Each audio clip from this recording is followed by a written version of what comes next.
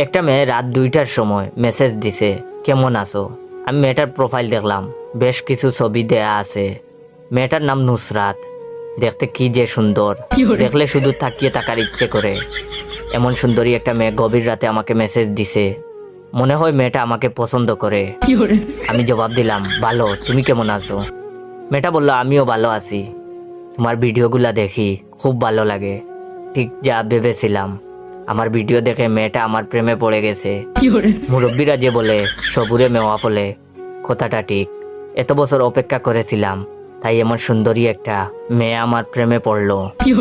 আমি জবাব দিলাম, ধন্যবাদ। মেয়েটা বলল, ডিস্টার্ব করছি না তো? আমি বললাম, আরে না, কি বলো?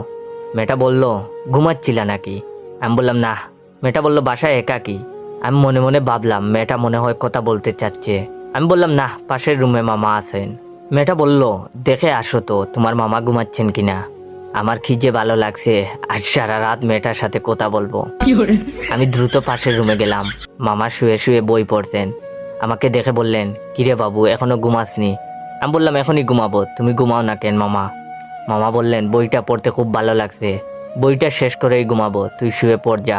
আমি রুমে এসে নুসরাতকে বললাম, মামা বই পড়ছে, সমস্যা নাই, কথা বলতে পারো। তখন মেয়েটা বলল, তুমি একটা কাজ করতে পারবা?